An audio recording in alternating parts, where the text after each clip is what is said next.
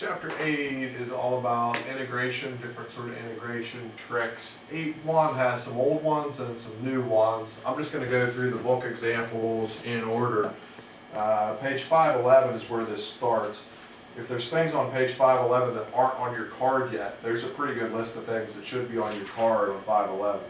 512, the example 1 goes back through a technique we've done before, which is called substitution. If you see an integral you really don't like, you pick a u to be some sort of a medium-sized piece of this. Generally it's something in parentheses or in a root. So this, I would pick my u to be x squared minus 9x plus 1, because my I is drawn to that root. If it were in parentheses, my I would have been drawn there as well. Find a du while you're in that mode. The derivative of this is 2x minus 9. So you look around and you hope you see a 2x minus 9. And you do. This is du. This is our u, but it's rooted, but it's on the bottom. So I'm going to make that u to the negative, because it's on the bottom, half, because it's rooted. And now that's a problem we're much more comfortable with. Standard process, the power goes up 1 to a half. We divide by that power, dividing a fraction flips it. And then we replace. We'd have 2, and instead of u to the half, we bring this thing back, either to the half or throw it back under a root, plus a c. There'll be a whole section in the homework that'll do those substitutions, and they'll keep them together. They aren't going to mix and match the tricks. Example 2 is a trick we just did in the last chapter. If we have something that looks like this and we don't like the way it looks, there's a technique called factoring by completing the square. So I would change the order of this so that x squared would be first. Negative is stuck with x squared. If there's anything with x squared, we take it off. And that helps us create a square. An x, a copied sign, half of that number. We create a number there. This times itself is a plus 16. But we have to pay for that. We didn't really create an add 16 because this is lurking about and could distribute in. We really created a negative 16 that we could pay for with a positive 16. So we could change this problem to be this under the root.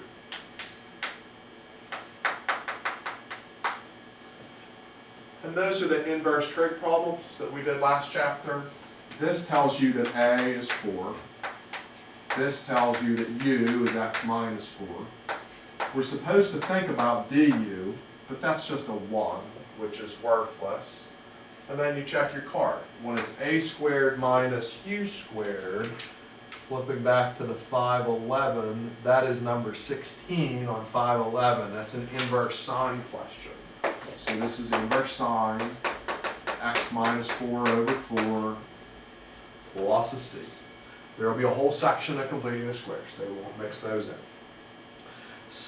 Example 3 is about a combination of trig tricks and just doing powers. There will be a section in the homework to do trig tricks and maybe some powers in there.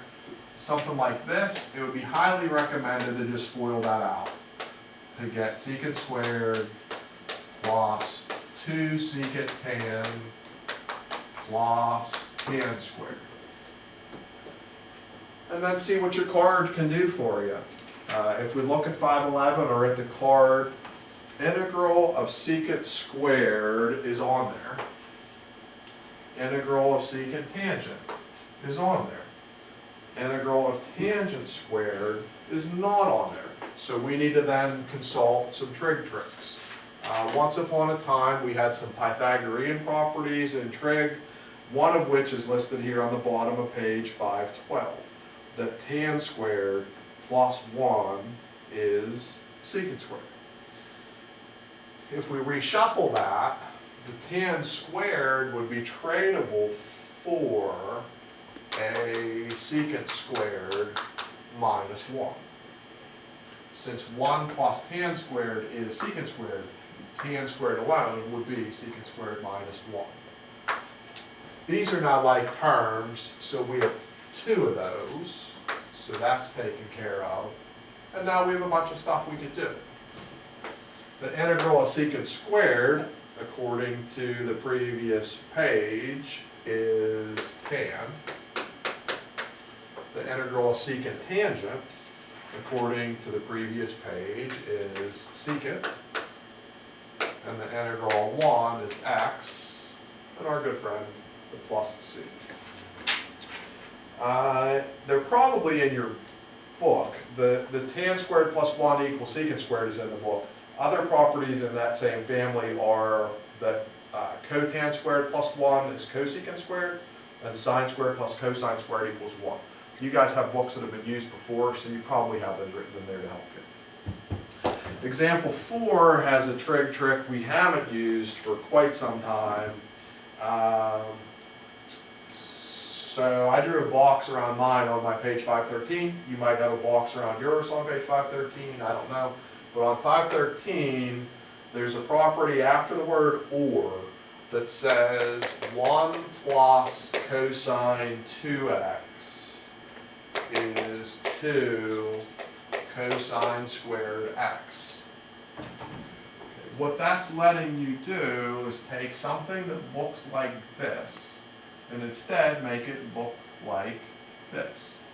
Okay. If it's 1 plus cosine stuff, you'll get 2 cosine squared, but only half the stuff. Like if I said 1 plus cosine 10, you could make that 2 cosine squared, but a 5. This is half of this. So if I had 1 plus cosine of 1,000, it has to be 1 plus cosine. You're always going to create 2 cosine squared. But instead of 1,000, well, 500. So we're looking at 1 plus cosine 4x, which you're going to trade the 1 plus cosine part, you're going to trade for 2 cosine squared.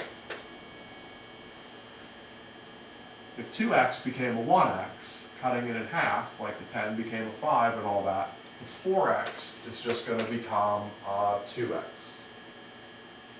Another property I have written in my book that you probably have written in yours, I have a note on mine that to do number 43, you need this trade.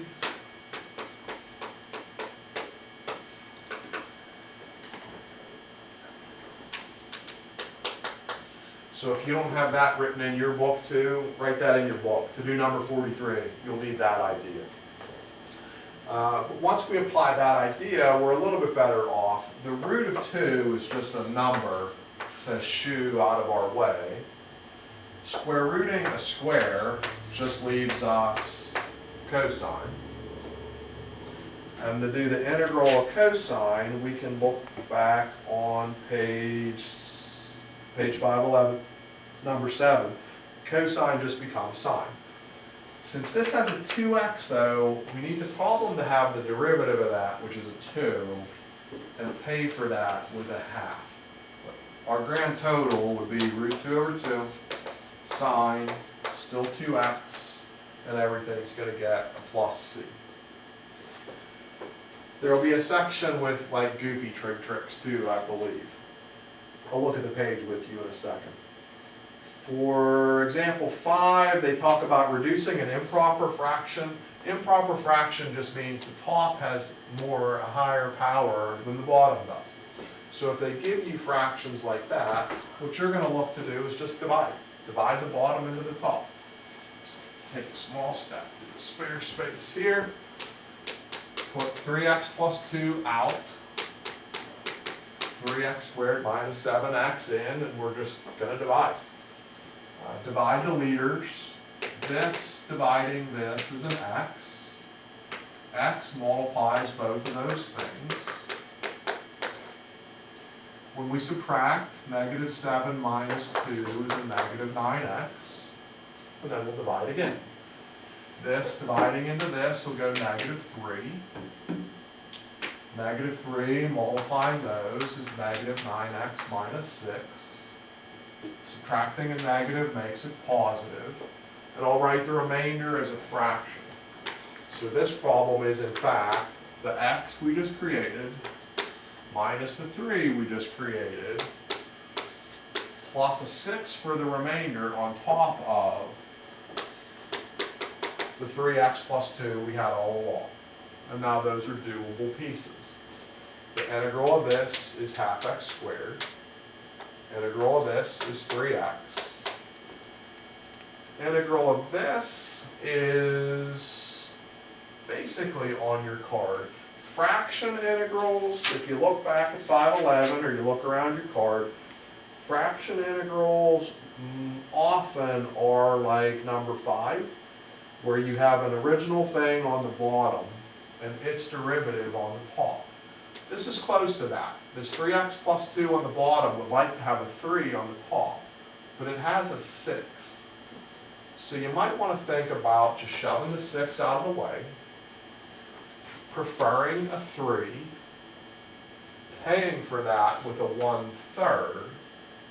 6 dividing 3 is then 2, natural log, bottom, plus c. There's a section where you're going to have to divide, and I would guess the remainder will almost always be an ln derivative. The fraction integrals are either ln's or they're the inverse trig ones, those sine -1, tan -1s, but more likely ln. Example 6 has separating a fraction. When there's a root like this, that makes that one single item. If you have a couple things adding and subtracting on the top and one single item on the bottom, you can separate the fractions. So I would make this two different problems. 3x on top of the root plus a 2 on top of the root. And then check your card. Fraction integrals often are either ln's, which these aren't. To be an ln, you need the bottom to have its derivative on the top, and these are way complicated for that. Or they might be the inverse trig integral. So if we look at 511 or look at your card, I'm looking at 511.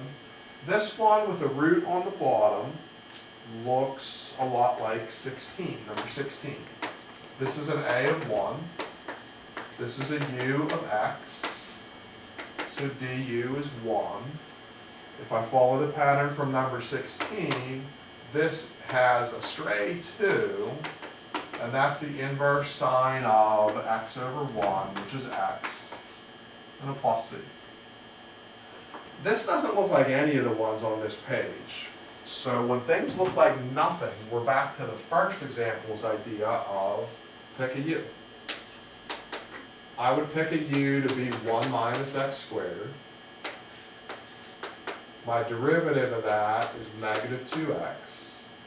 I look around and I hope to see a negative 2x, but I don't see it. I see a 3x.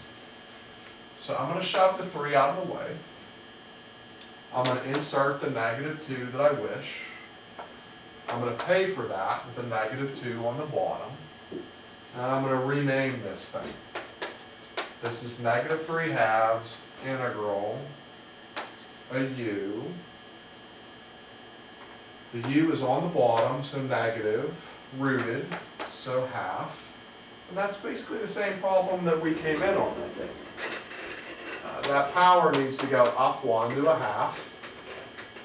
Divide by the half, which flips it, creates a 2, and we cancel that other 2, leaving a negative 3 standing. So for our answer, we have that negative 3. The u is 1 minus x squared, and that'd be rooted.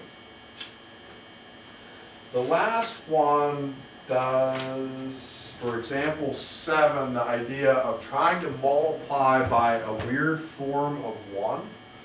Usually this comes down to a conjugate, I think, involved when I look at the page in a minute with you. For this one, they did a really strange choice, so I'm doubting I even want to do this one. Let me look at the homework in a minute instead of doing example 7. But example 7 leads you to two new things at the bottom of 514 that are card worthy, an integral for secant and an integral for cosecant that are card worthy. And I think if you just copy those from the box to your card, it's probably more worthwhile than the example 7.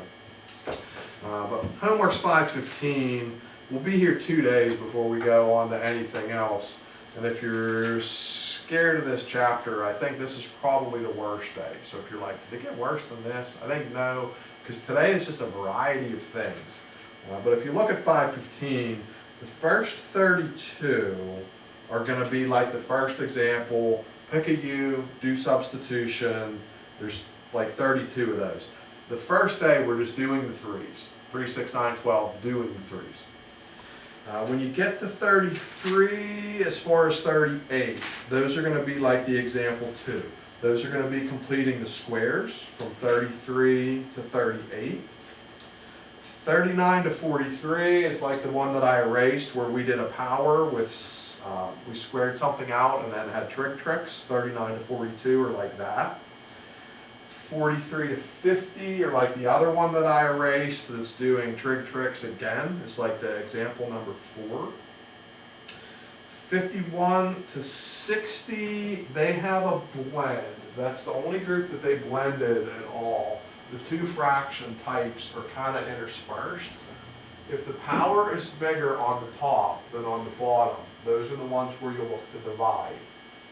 If the bottom only has one single item, those are the ones where you're looking to do a separation. 61 to 66, let me just do 62 instead of doing the example they had in the book. To do 62, we have integral 1 over 1 plus cosine. Best bet on these is going to be to multiply by a conjugate. By conjugate, I mean switch the sign of what's going on with the trig stuff. On the top, 1 times anything is itself.